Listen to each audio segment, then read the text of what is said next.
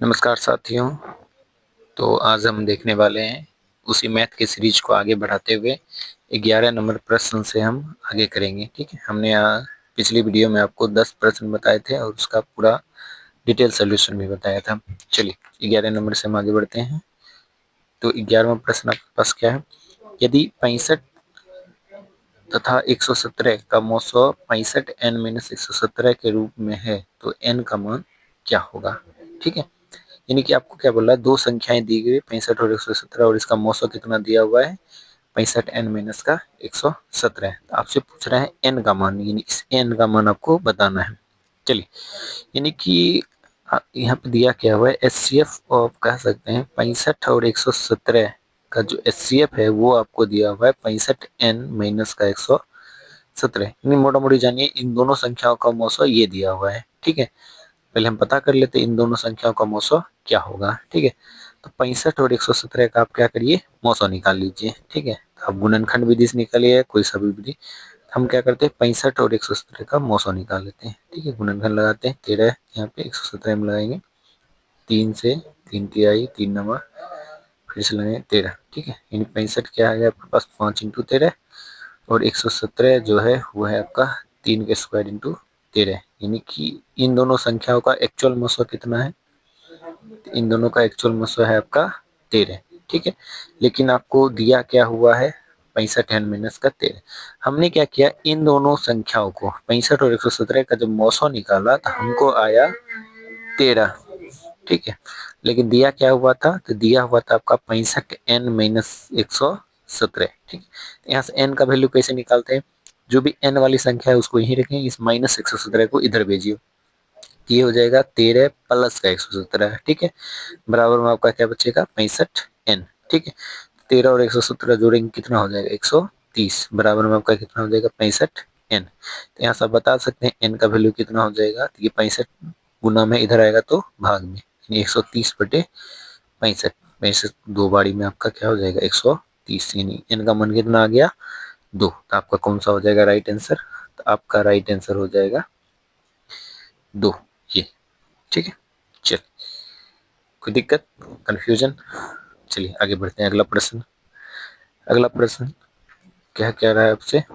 चलिए अगला प्रश्न कह रहा है 141 बटे 120 का दशमलव प्रसार दशमलव के कितने स्थानों के बाद शांत हो जाएगा? ठीक है, यानी कि ये आपको दिख रहा है ये शांत दशमलव है, कितने स्थानों के बाद ये जो है पूरी तरह से इसमें भाग लग जाएगा। ठीक है, दिया क्या हुआ है आपको 141 बटे में 120। ठीक है, 120 से आप 141 में भाग लगा के भी डायरेक्ट देख सकते हैं। ठीक है, या फिर अगर इसमें अगर कट रहा है, जैसे यहाँ पे आपको 3 का विभाजता का नियम पता होगा, तो ये 3 से कट रहा है 1 4 5 1 6। ठीक है, यानी कि 3 से विभाजता का नियम लगाएगा तो ये 3 चौके 12 3 7 21 और ये कट रहा है 40 पर, यानी कि 47 बटे 40। ठीक है, ये है आपका।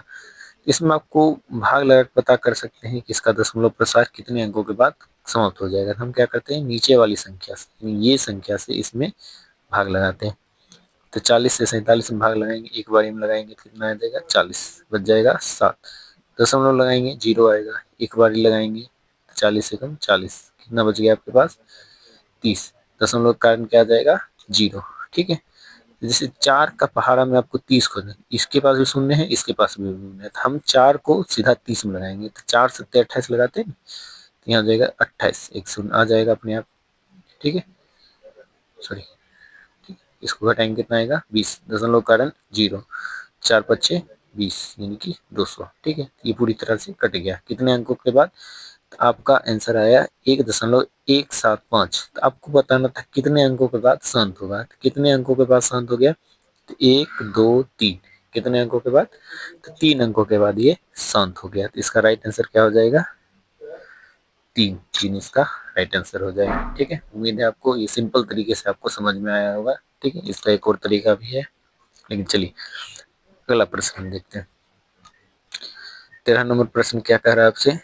13 नंबर प्रश्न है आपका P of x Q of x का मौसो कितना दिया है 6x माइनस 9। तो पी ऑफ एक्स और क्यू ऑफ हो सकते हैं, इनमें से कौन जो होगा पी ऑफ एक्स या क्यू ऑफ एक्स हो सकते हैं। ठीक है, ठीक है, सिंपल सा, पहले आपको पता होना चाहिए मौसो होता क्या है। ठीक है, देखिए जैसे यहाँ पे जो मोसो दिया हुआ है, मोसो कहते किसको है, ठीक है। तो मोसो क्या होता है, तो मोसो होता है एक वैसी संख्या जो दो संख्याओं में कॉमन होगा। यानी कि हम यहाँ पे समझने का प्रयास करें तो पी ऑफ एक्स कोई बहुपद होगा, क्यू ऑफ एक्स भी कोई बहुपद होगा, ठीक है। दोनों बहुपद में अगर 6x-9 है तभी न ये इन दोनों का मोसो बना होगा, ठीक। यानी 6x-9 अगर पी ऑफ एक्स में भी है, क्यू ऑफ एक्स में भी है, यानी दोनों बहुपद में, तभी हम इसको इसका मोसो कर सकते हैं, ठीक है। इसमें आपको एग्जैक्ट नहीं दिया हुआ है, हम कैसे पता करेंगे कि दोनों में है या नहीं है, ठीक है। तो अब यहाँ पे देखिए दो संख्या है, आपको हम ऑप्शन से छांटने का प्रयास करेंगे, ठीक है। यहाँ पे देखिए आपको दो संख्या दी है, 12x-18 और यहाँ पे दिया हुआ है 3। क्या आपको 12x-18 में तो आप 6x-9 ढूंढने का प्रयास कर सकते हैं, क्या आपको 3 में कहीं से 6x-9 दिखेगा? ये ऑप्शन तो पहले ही रिजेक्ट हो रहा है, क्योंकि एक सिंगल संख्या में आप कोई x वाला बहुपद नहीं ढूंढ सकते। सेम काम इधर भी, ये भी यहाँ पे सिंगल डिजिट वाली संख्या है, इसमें भी x का मान नहीं आने वाला है, यानी उसके अंदर 6x-9 हम नहीं ढूंढ सकते हैं, ठीक है। चलिए ये ऑप्शन ट्राई करते हैं, क्या ये ऑप्शन हो सकता है? तो यहाँ देखिए दोनों में क्या कॉमन है, एक संख्या ये है और ये दूसरी संख्या 6 × 2x + 3, तो दोनों में कॉमन क्या है? तो दोनों में कॉमन आपका, जैसे यहाँ पे देख सकते हैं, ये है 2x-3 और यहाँ पे 2x + 3। हमने आपको क्या बोला कि सेम संख्या होगी तभी वो उसका मौसा हो सकता है। तो यहाँ पे एक चिन्ह माइनस में है और एक चिन्ह आपका देख सकते हैं ये प्लस में है, प्लस माइनस में आप सिर्फ माइनस तो कॉमन होने से रहा, ठीक है। तो ये भी आपका नहीं होगा, तो यानी आप सीधा सीधी कर सकते हैं, आपका राइट आंसर क्या हो जाएगा, ऑप्शन नंबर डी। इस प्रकार से आप इसको ऑप्शन से छांट के भी बना सकते हैं। तो आप बोलिएगा इसमें डी कैसे होगा, ठीक है। तो डी को हम जरा चेक कर लेते हैं, यहाँ भी तो 2x-3 दिख रहा है, ठीक है। यहाँ देखिए 2x-3 है, दोनों का चिन्ह भी सेम है, लेकिन 6x-9 नहीं दिख रहा होगा आपको, ठीक है। तो आप देखिएगा इस संख्या में 3 × 2x-3 है और इस संख्या में 6 × 2x-3। इसमें एक चीज कॉमन है कि यहाँ 6 है और यहाँ पे 3 है, तो दोनों जो है 3 के पहाड़ा में आता है, ठीक है। यानी कि अगर हम दोनों से अगर 3 कॉमन ले लेंगे और इन दोनों में से क्या कॉमन लेंगे, तो 2x-3, ठीक है। तो ये अगर गुना करिएगा तो ये हो जाएगा 6x और 3 से 3 का गुना करेंगे तो ये हो जाएगा 9। तो हमको इन दोनों से ही 6x-9 प्राप्त हो सकता है। तो दोनों से जब हम दो संख्याओं से जब सेम चीज प्राप्त होगा उसी को हम मौसो कहते हैं, यानी आपका बहुपद क्या हो जाएगा, 3 × 2x-3 का स्क्वायर और 6 × 2x-3, यही आपका राइट आंसर हो जाएगा, ठीक है। उम्मीद करते हैं ये आपको समझ में आएगा। अगर आपने इस चैप्टर को पढ़ा है तो ये सिंपल सा क्वेश्चन था, ठीक है, जिसको आप ऑप्शन के जरिए कर सकते हैं। चलिए अगला प्रश्न देखते हैं। चलिए 14 नंबर प्रश्न है आपका, इनमें से कौन बहुपद नहीं है, ठीक है। 4 ऑप्शन दिए, इनमें से एक जो होगा वो बहुपद नहीं होगा। बहुपद नहीं होने का एक सिंपल सा हम आपको तरीका बता देंगे। अगर कोई चर पद, अगर कोई चर संख्या रूट के अंदर पाया जाता है तो वो बहुपद नहीं होता। अगर कोई अकेला नीचे में लिखा रहता है, ठीक है, तो वो भी आपका बहुपद नहीं होता, क्योंकि उसका घात क्या हो जाता है, नकारात्मक हो जाता है, ठीक है। ठीक है, तो नकारात्मक घात के कारण वो बहुपद नहीं होता है। बहुपद होने का सिंपल सा शर्त है कि चर का घात, चर का घात जो होना चाहिए वो कोई प्राकृत संख्या है, यानी कि चर का घात 1, 2, 3, 4 इस प्रकार की संख्याएं होगी तो उसी को हम बहुपद कहेंगे, अन्यथा वो बहुपद नहीं होगा, ठीक है। चलिए ऑप्शन से हम छाड़ने का प्रयास करेंगे कि क्या कोई चर यानी कि कोई एक्स वाई जेड अगर रूट में है सीधा वो बहुपद नहीं होगा, हमको वही ढूंढना है, ठीक है। यहाँ पे देखिएगा ये वाई है, चर है, ये भी बाहर है, ये भी बाहर है, आपको दिख रहा होगा रूट, लेकिन ये रूट जो है 5 पे है, वाई पे नहीं है, ये आर तो बाहर है ये, ठीक है। तो इसमें से कोई भी चर जो है वो रूट के अंदर नहीं है, सिंपल सा कोई गिनती की संख्या इस पे लिखी हुई है, तो ये बहुपद है, हमको ढूंढना है बहुपद नहीं है। तो अगर आप ऑप्शन नंबर सी देखें तो यहाँ पे देखिए y का पावर 2 है, लेकिन ये y जो है रूट में है। आपको क्या बताएं, रूट में अगर कोई चर है यानी रूट के अंदर x है या रूट के अंदर y है, तो सीधा सीधे हम कहेंगे ये बहुपद नहीं है। तो हमको मिल गया बहुपद नहीं। कौन सा ऑप्शन हो जाएगा आपका, ऑप्शन नंबर सी।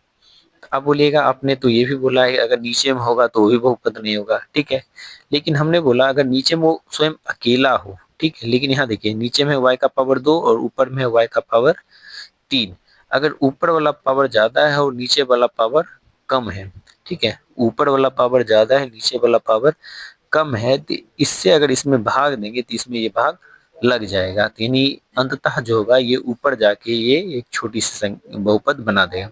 यहाँ पे देखिए नीचे में है लेकिन इसके ऊपर में इससे ज्यादा पावर वाला है, ठीक है, इसीलिए ये भी बहुपद है, तो ये भी बहुपद है, ये भी बहुपद है और ये भी बहुपद है। आपसे पूछा कौन नहीं है, तो इसमें से रूट होने के कारण ये बहुपद नहीं होगा। बात समझ में आई?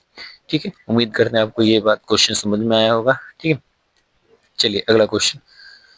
अगला क्वेश्चन है बहुपद 5y² माइनस y और प्लस 25 के शून्य अगर अल्फा बीटा है तो अल्फा बीटा बटे 1+1 अल्फा प्लस बीटा बराबर क्या होगा, ये आपसे पूछ रहा है। ठीक है, यानी आपसे पूछ रहा है अल्फा इंटू बीटा और अल्फा प्लस बीटा, यानी आपको दो चीज पता कर लेनी है, आपका आंसर आराम से मिल जाएगा। ठीक है, कैसे निकालते हैं, इसमें देखिए ए का मान, ठीक है, तो ए का मान इसमें क्या हो जाएगा, ए है इसमें 5, बी है आपका -1 और सी है आपका प्लस का 25। ठीक है, अल्फा प्लस बीटा क्या होता है आपको पता होगा, -b/a। अल्फा इंटू बीटा क्या होता है, c/a। ठीक है, -b/a निकालने का पड़ेगा, तो माइनस फार्मूला का बी का मान ही -1 था, बटे में क्या आ जाएगा 5, तो अल्फा प्लस बीटा आया 1/5। अल्फा इंटू बीटा क्या हो जाएगा, c/a। सी का मान कितना है 25, ए का मान कितना है 5। ठीक है, 25/5 काट दीजिएगा, अल्फा इंटू बीटा का मान कितना आ गया 5, अल्फा प्लस बीटा का मान कितना आ गया 1/5।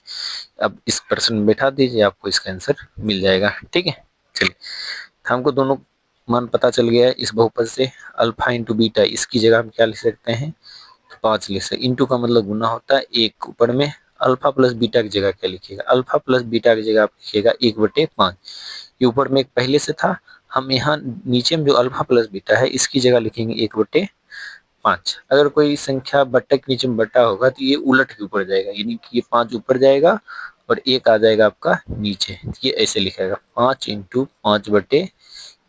ठीक है, नीचे में एक है तो ये हो जाएगा 5 × 5 कितना 25, यानी कि इस क्वेश्चन का आंसर क्या हो जाएगा 25, यानी ऑप्शन नंबर कितना, तो ऑप्शन नंबर डी। ठीक है, चलिए उम्मीद करते हैं आपको ये समझ में आया होगा। चलिए अगला प्रश्न देखते हैं। ठीक है, टाइम वेस्ट नहीं करेंगे, हम प्रश्नों को करते रहेंगे। ठीक है, चलिए यदि बहुपद p ऑफ x का 1, 0, 5 है तो निम्नलिखित में p ऑफ x का एक गुणनखंड क्या होगा। ठीक है, यानी p ऑफ x का 1, 0, 5 है। ठीक है, कोई बहुपद है जिसमें शून्य शून्य किसे कहते हैं, x का मान। ठीक है, x का मान 5 है, तो आपसे पूछ रहा है कौन बहुपद होगा। ठीक है, शून्य का मतलब होता है शून्य, हम सभी में ऑप्शन में शून्य लगा के देखेंगे, तो x बराबर शून्य लगा देंगे, तो x बराबर यहाँ पे कितना है -5 उधर जाएगा तो 5, यानी पहला ऑप्शन ही आपका इसमें करेक्ट हो गया। ठीक है, चलिए तो ऑप्शन नंबर ए हो जाएगा आपका राइट आंसर। चलिए आपसे बोलिएगा ये क्यों नहीं होगा, इसमें अगर शून्य लगा के देखेंगे तो यहाँ आपका हो जाएगा 2x का वैल्यू -5 और x का वैल्यू -5/2, तो ये तो नहीं होगा। ठीक है, यहाँ पर देखिए x + 5 = 0, तो यहाँ से x का मान कितना आ जाएगा -5 आ जाएगा, तो आपसे पूछा है यहाँ पे सिर्फ 5। ठीक है, चलिए इसमें तो 4 आ जाएगा। ठीक है, तो ये तो नहीं होगा, तो ऑप्शन नंबर आपका एक सही है एकदम। ठीक है, चलिए अगला प्रश्न करते हैं, 17 नंबर देख लेते हैं। ठीक है, 17 नंबर प्रश्न क्या करें, एक द्विघात बहुपद 2x² + 7x + p के शून्य अल्फा बीटा है, तो अल्फा² + बीटा² प्लस अल्फा इंटू बीटा जो बराबर 21/4 है, तो p का मान आपको बताना है। ठीक है, चलिए तो ये थोड़ा सा अलग है। ठीक, क्योंकि इसमें आपको पूछा अल्फा² + बीटा²। आप अभी तक पढ़ेंगे alpha plus beta, alpha into beta, लेकिन इसमें आपको अल्फा² + बीटा² बताना है। चलिए इस क्वेश्चन को हम कैसे करेंगे, इस क्वेश्चन को हम एक जगह लिख लेते हैं। ठीक है, रफ हम करते हैं इसको। चलिए इधर आइए, देखिए यहाँ पे आप देख सकते हैं। ठीक है, क्वेश्चन ये दिया हुआ है, आपसे पूछ क्या रहा है, तो आपसे पूछ रहा है पी का मान क्या होगा। ठीक है, चलिए इसमें हम ए का मान कितना हो जाएगा 2, बी का मान हो जाएगा 7 और सी का मान कितना हो जाएगा पी, क्योंकि x² का आगे ए, x का आगे बी और बचा हुआ सी होता है। ठीक है, तो आपसे ये दिया हुआ है, आपसे पूछ रहा है पी का वैल्यू। ठीक है, तो हम क्या करेंगे, अल्फा प्लस बीटा और अल्फा इंटू बीटा निकालते हैं। अल्फा प्लस बीटा क्या होता है -b/a, अल्फा इंटू बीटा क्या होता है c/a, -b/a यानी -7/2, c/a यानी कि p/2। ठीक है। चलिए, इसमें आपको एक चीज पता होना चाहिए, alpha square plus beta square का फॉर्मूला क्या होता है। ठीक है, तो आप नोट कर लीजिएगा, alpha square plus beta square कहाँ से आया। अब ऐसे ध्यान दीजिए, अल्फा प्लस बीटा यानी ए प्लस बी का होल स्क्वायर क्या होता है, तो A square plus B square plus 2ab होता है। ठीक है, यहाँ देखिए, अगर हम 2ab को इस साइड भेज दें, ठीक है, यानी अल्फा प्लस बीटा यानी ए प्लस बी का होल स्क्वायर, अगर प्लस 2ab इधर आएगा तो क्या हो जाएगा, माइनस 2ab, बराबर में आपका क्या बचेगा, alpha square plus beta square. ठीक है, तो ये आपका फॉर्मूला बन गया कि alpha square plus beta square क्या होता है, तो अल्फा प्लस बीटा का whole square minus 2 alpha beta. ठीक है, यानी कि हम इसकी जगह पे क्या लिख सकते हैं, इसको हम स्टैंडर्डाइज कर देते हैं थोड़ा सा अलग। ठीक, चलिए, इसकी जगह पे हम क्या लिख सकते हैं, इसकी जगह पे हम ये फॉर्मूला लिख सकते हैं, अल्फा प्लस बीटा का whole square minus 2 alpha beta. ठीक है, इसकी जगह लिखें, और पहले से प्लस अल्फा बीटा हमारे पास है, प्लस अल्फा इंटू बीटा बराबर में 21/24। ठीक है, चलिए सबका वैल्यू हम पुट करेंगे, अल्फा प्लस बीटा की जगह हम यहाँ से वैल्यू लेंगे -7/2, अल्फा प्लस बीटा की जगह -7/2, स्क्वायर है तो स्क्वायर। ठीक है, -2 alpha beta plus 1 alpha beta, तो यहाँ हो जाएगा माइनस का 1 अल्फा बीटा, यानी कि माइनस अल्फा बीटा बराबर में 21/24। ठीक है, चलिए, -7/2, -7 का स्क्वायर 49, 2 का square 4, minus alpha into beta का वैल्यू कितना है, p/2, तो p/2 हम यहाँ पे ले लेंगे, अल्फा इंटू बीटा का वैल्यू बराबर में 21/24। ठीक है, गुणन लॉसो ले लेते हैं, 4 और 2 का लॉसो कितना हो जाएगा, 4 हो जाएगा, 4 एकम 4, 49 एकम 49, 2 दूनी 4 होता है, तो यहाँ पे हो जाएगा माइनस का 2p बराबर में 21 बटे में, सॉरी 24 नहीं होगा, यहाँ पे 4 होगा। ठीक है, माई मिस्टेक, तो यहाँ पे 21/4 हो जाएगा आपका। ठीक है, 21/4। अब देखिएगा दोनों का बेस सेम है, 4 यहाँ भी है, 4 यहाँ भी, तो हम इसको कट कर सकते हैं, तो 49 - 2p बराबर में आपका है 21। यहाँ से आपको p का वैल्यू पता करना है, तो -2p यही रहता है। ठीक है, बराबर में 21, प्लस का 49 उधर जाएगा तो -49। ठीक है, घटाएंगे तो क्या आ जाएगा, -2p का वैल्यू कितना आ जाएगा, 21 में 49 घटाएगा, उल्टा घटाइए इसमें। ठीक है, जब भी आपको छोटा से बड़ा घटाना है तो वो घटेगा लेकिन माइनस में। ठीक है, तो ये आपका हो जाएगा कितना, तो ये हो जाएगा आपका माइनस का 28। ठीक है, पी का वैल्यू क्या हो जाएगा, -28 बाई में -2 करिएगा, यहाँ से आपका वैल्यू कितना देगा, पी का 14। ठीक है, तो पी का वैल्यू आपको कितना आ गया, तो अब बताइएगा पी का वैल्यू आपका कितना हो गया, 14। ठीक है, ये आपका राइट आंसर हो गया। चलिए अगला प्रश्न करते हैं बिना किसी देरी के। चलिए इसको हम शॉर्टकट तरीके से आगे करेंगे। आपसे पूछ रहा है बहुपद x-2 और x+2 और यहाँ पर x³ -1 और x+1 का घात क्या होगा। ठीक है, तो आपसे पूछ रहा है घात। ठीक है, घात क्या होता है, तो x का जो मैक्सिमम पावर होगा, x का मैक्सिमम पावर। ठीक है, x का जो मैक्सिमम पावर यानी कि जो अधिकतम घात होगा। ठीक है, तो उसी को हम कहते हैं बहुपद का घात। ठीक है, अब x का अधिकतम घात कैसे आएगा। ठीक है, तो यहाँ देखिए, ये x है आपका और यहाँ भी आपका x है, तो दोनों x गुना में है, तो ये x से गुना करेगा तो x इंटू एक्स क्या है, यहाँ से देगा, तो यहाँ से मैक्सिमम पावर आपको देगा x का स्क्वायर, x इंटू एक्स का स्क्वायर, क्योंकि ये दोनों गुना में। इधर देखिए बीच में प्लस का चिन्ह है। ठीक है, और यहाँ पे x³ और ये x, ये आपस में गुना में, यहाँ से x का पावर 3 और x को अगर मल्टीप्लाई करेंगे तो ये कितना देगा, x का पावर 4।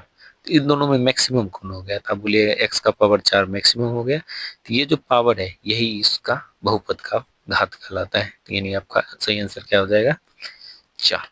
ठीक है, उम्मीद करते हैं आपको ये प्रश्न समझ में आया होगा। चलिए आपसे पूछ रहा है बहुपद ay² + by + c। ठीक है, का आलेख कैसा होगा। ठीक है, आलेख का मतलब होता है ग्राफ।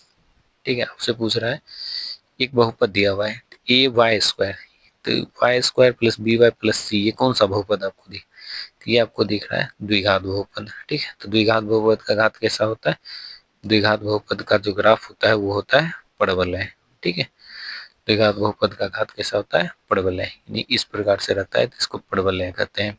ठीक है, चलिए अगला क्वेश्चन है, लास्ट क्वेश्चन आज का।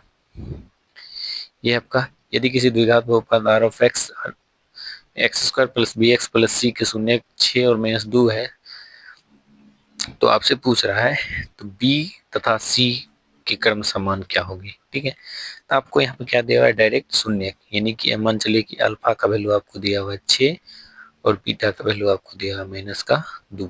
ठीक है, तो आपसे पूछ रहा है बी और सी का वैल्यू क्या होगा।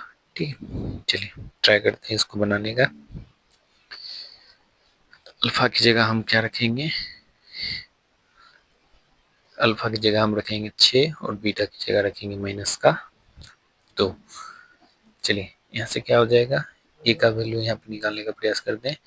ए का वैल्यू 1, बी का बी और सी का वैल्यू सी आता है। ठीक है, तो यहाँ से अल्फा प्लस बीटा क्या हो जाएगा, तो बोलेगा अल्फा प्लस बीटा क्या हो जाएगा, माइनस बी बाय ए, और अल्फा इंटू बीटा क्या हो जाएगा, सी बाय ए। माइनस बी बाय ए यानी माइनस बी बटा ए का मान कितना है इसमें, एक, यानी माइनस का बी ही रह जाएगा। सी बाय एक मतलब सी बटा एक यानी कि सी, यानी कि आप यहाँ से क्या देख सकते हैं कि अल्फा प्लस बीटा आया आपको माइनस बी और अल्फा इंटू बीटा आया आपको सिर्फ सी। ठीक है, यानी अल्फा की जगह आप रखेंगे 6, बीटा की जगह रखेंगे माइनस 2, तो आपको आएगा माइनस बी।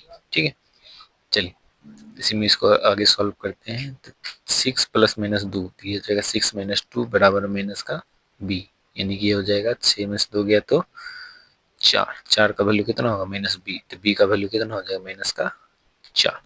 तो बी का वैल्यू हमको पता चल गया है। चलिए यहाँ से अल्फा इंटू बीटा हम देखते हैं, अल्फा की जगह 6, बीटा की जगह माइनस का 2। ठीक है, बराबर में सी, 6 इंटू 2 तो ये हो जाएगा माइनस का 12, सी का वैल्यू, सी का वैल्यू माइनस 12 और बी का वैल्यू 4, यानी कि आपका हो जाएगा option number A right answer. ठीक है, चलिए तो इस वीडियो में 10 प्रश्न, आगे की वीडियो में हम आगे के 10 प्रश्न करेंगे। ठीक है, यहाँ तक देखने के लिए, सॉल्यूशन को समझने के लिए धन्यवाद। ठीक है, धन्यवाद।